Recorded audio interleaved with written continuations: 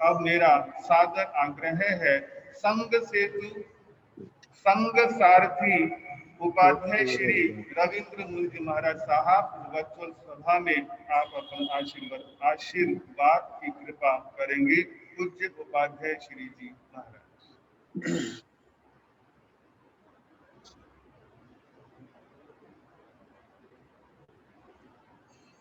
अहिंसा एवं करुणा के अवतार श्रमण भगवान महावीर के पावन पुनीत चरणों में सादर कोटि कोटि वंदन अभिनंदन।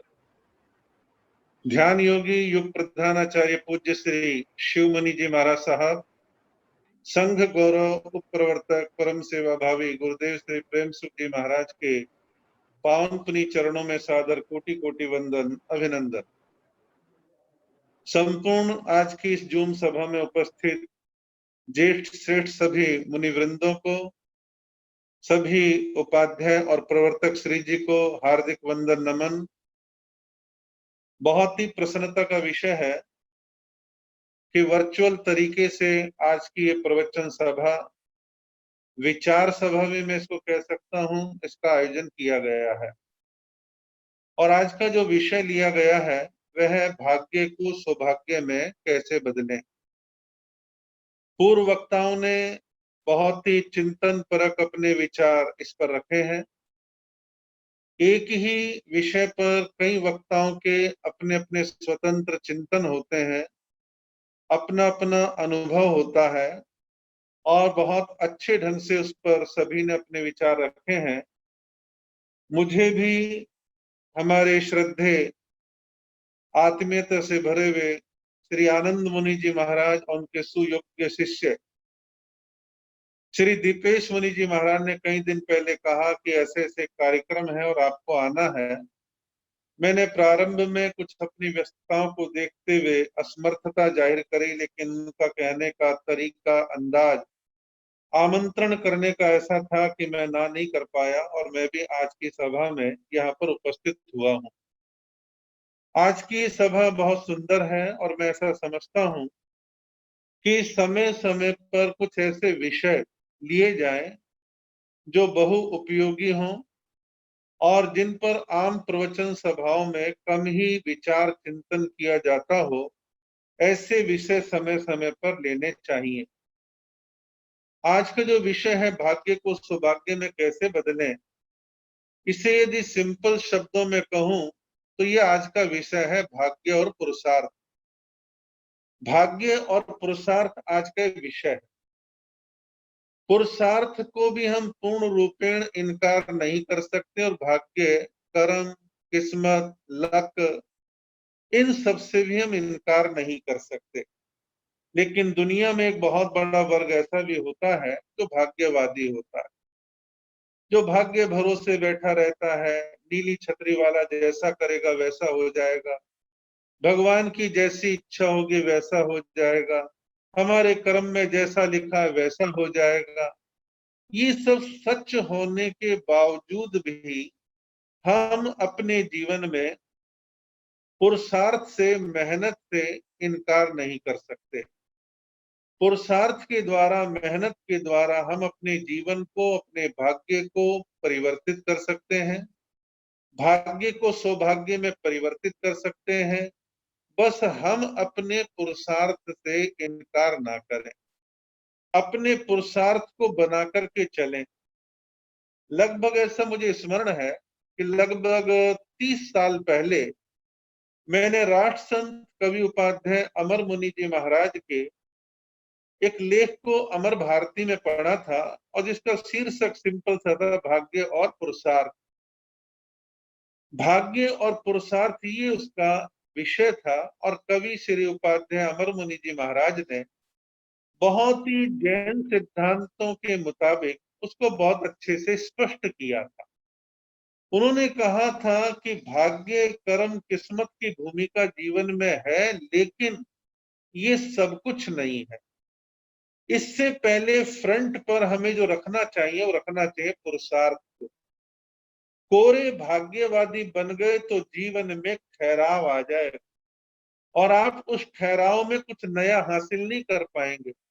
पानी में जब ठहराव आ जाता है तो पानी के तल में और ऊपर काई की लेयर आ जाती है, और काई की लेयर आने के बाद वहां दुर्गंध ही पैदा होती है। हमारे समाज में पुरुषार्थ की चर्चा सर्वत्र की गई है। साधु के लिए एक शब्द आता है श्रमण। श्रमण, श्रमणी, ये शब्द बड़ा प्रसिद्ध है। हम कहते हैं हमारा संघ श्रमण संघ है, श्रमणों का संघ है।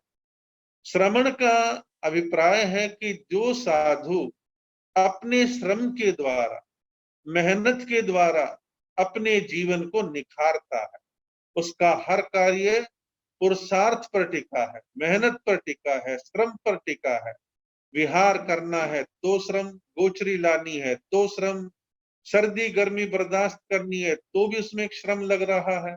तो कहने का अभिप्राय कि श्रम के बिना श्रमण का जीवन नहीं चलता। एक साधु ये विचार कर ले कि भी मैंने तो दीक्षा ले ली, मुखवस्त्री का बांध ली, ओघे पात्रे कपड़े मुझे मिल गए, मेरा काम तो हो चुका। लेकिन नहीं, जब तक वह साधु पुरुषार्थ नहीं करेगा, वह साधु मेहनत नहीं करेगा, तो सच्चे मायनों में अपने जीवन का, अपनी आत्मा का उद्धार नहीं कर पाएगा, विकास नहीं कर पाएगा। मोक्ष जैसे महापथ को अंगीकार करने वाला साधक ज्ञान, दर्शन, चारित्र तप की आराधना का पुरुषार्थ ना करे तो कैसे जीवन आगे बढ़ेगा। चाहे गृहस्थी को ही अपने जीवन का विकास करना है, मोक्ष मार्ग की तरफ बढ़ाना है, तो उस गृहस्थी को भी जीवन में ज्ञान, दर्शन, चारित्र आदि का पुरुषार्थ करना होगा। इस पुरुषार्थ चतुष्टय को अपना करके आत्मा को उन्नति की ओर, विकास की ओर लेकर के जाना होगा। आप लोगों के लिए, गृहस्थियों के लिए बार बार कहते हैं कि वे दान, शील, तप, भावना, इनको अपनाओ और अपने आप के जीवन को निखारो, सुधारो, संवारो। तो जीवन के विकास के लिए जप है, तप है, स्वाध्याय है, ध्यान है, दान है, शील है, तप है, भावना है, इन सब के माध्यम से हमारे जीवन का सच्चा विकास होता है, या यूं कहो हम सौभाग्य की ओर बढ़ते हैं। तो हम अपने जीवन में भाग्य और पुरुषार्थ दोनों में, पुरुषार्थ को फ्रंट पे लेकर के चलें, मेहनत को फ्रंट पे लेकर के चलें। पूरा भाग्यवादी जीवन में बहुत ज्यादा उपलब्धि की प्राप्ति नहीं कर सकता। हमारे राष्ट्र संत कवि उपाध्याय अमर मुनि जी महाराज की एक दो घटनाएं जो मैंने पढ़ी, सुनी, जानी है।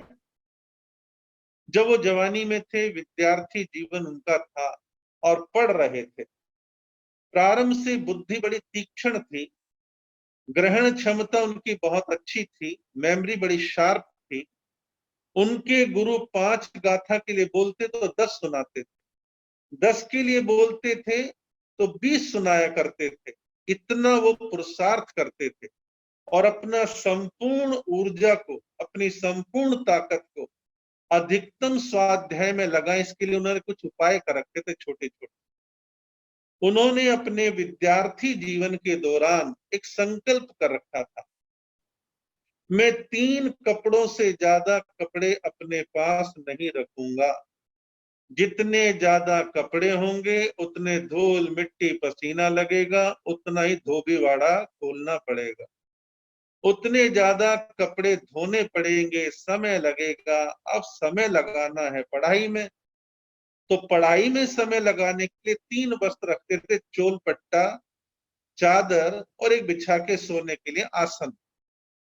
जब देखते थे चोल पट्टा चादर थोड़ा सा खराब हो गया, कई दिन हो गए हैं, पसीना लग गया है, धूल मिट्टी से थोड़े मैले हो गए हैं, तो अपने आसन को लुंगी कहो, तहमद कहो, चोलपट्टा रूप कहो, उस रूप में बांध लेते थे और बाकी के कपड़े धो लेते थे और कभी अपना आसन धो लिया करते थे। इस प्रकार कम कपड़ों के द्वारा उनका जो पुरुषार्थ था वो ज्ञान के लिए था, पढ़ाई के लिए उनका पुरुषार्थ था। तो पढ़े तो परिणाम क्या निकला, संपूर्ण स्थानकवासी में तो थे ही थे, एक समय ऐसा था संपूर्ण जैन समाज के चोटी के उद्भट विद्वानों की श्रेणी में वो पहुंचे।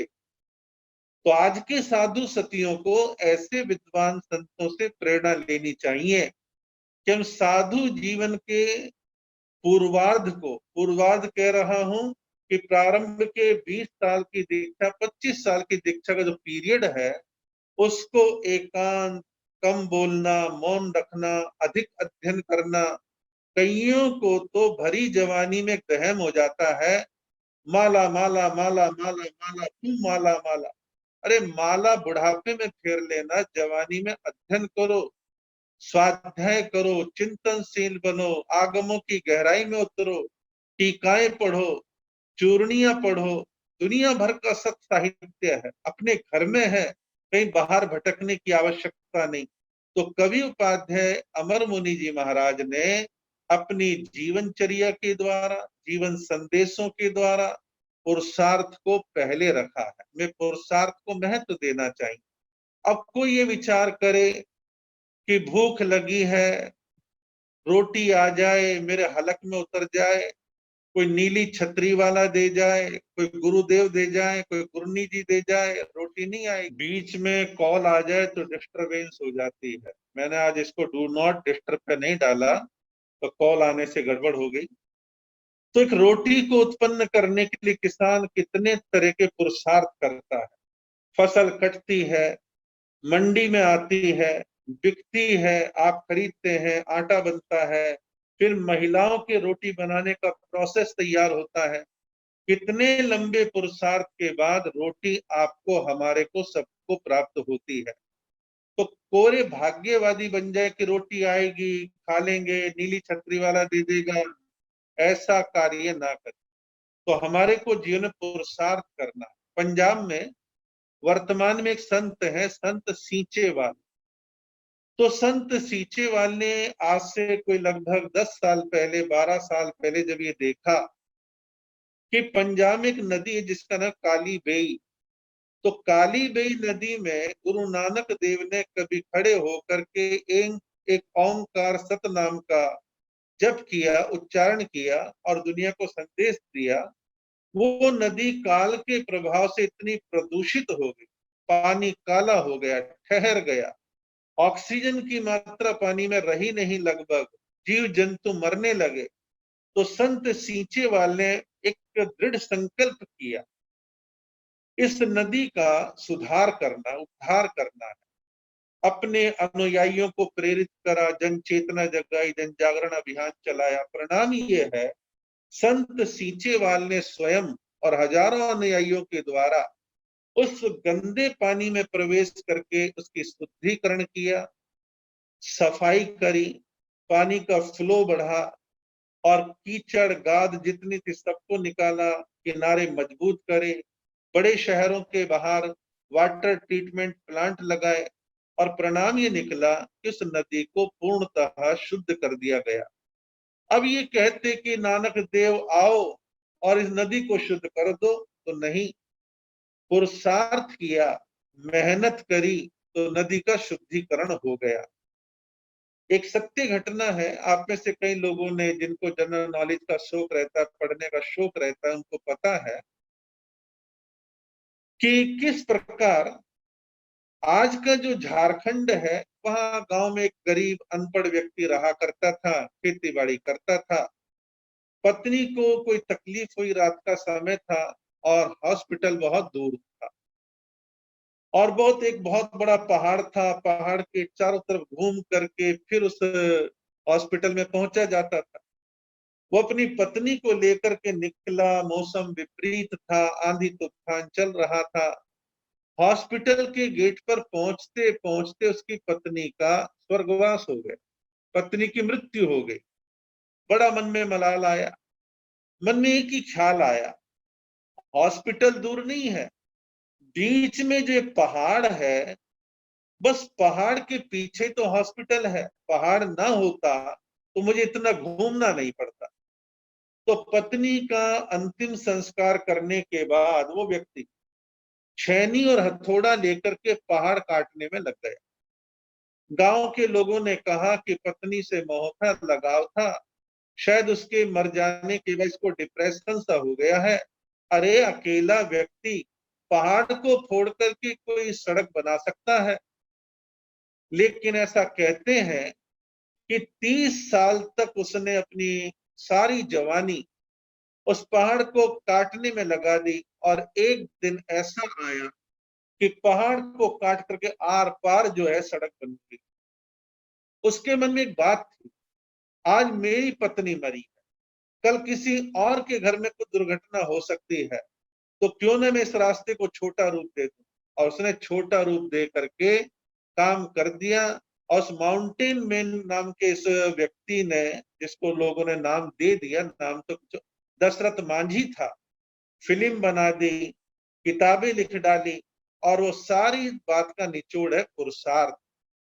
जब हम पुरुषार्थ करते हैं, मेहनत करते हैं, तो चीजें बदलने लगती हैं।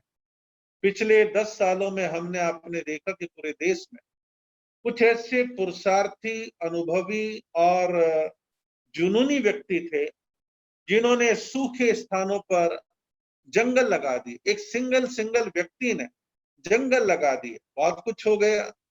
हमारे आस पड़ोस के अंदर हमारी कुछ ऐसी जैन संप्रदाय है, जिन्होंने अपने सतत लगातार पुरुषार्थ के द्वारा अपने धर्म संघ जो उनके यूं चल रहे थे, उनको विकास में यूं लेकर के गए। कैसे हुआ? उन संघों ने पुरुषार्थ के द्वारा सैकड़ों साधु साध्वियों के जीवन में ज्ञान का विकास करा, चारित्र का विकास करा, दर्शन का विकास करा, और सबको ढाला, सबको प्रेरित किया। परिणाम ये कि उनके संघों में एक अच्छा वातावरण देखने में आया है। कुछ ऐसे उद्योगपति हमने और आपने पिछले 20-30 सालों में देखे, कम पूंजी में आज कहां के कहां पहुंच गए। नारायण मूर्ति, सुधा मूर्ति, क्या था उनके पास? प्रारंभ में 5,000 रुपए भी नहीं थे, लेकिन छोटी सी पूंजी के द्वारा, मेहनत, बुद्धि, प्रतिभा के द्वारा आज पूरे उद्योगपति भी हैं, और पूरी दुनिया में टेक्नोलॉजी की एक नई क्रांति करके उन्होंने दिखाई है।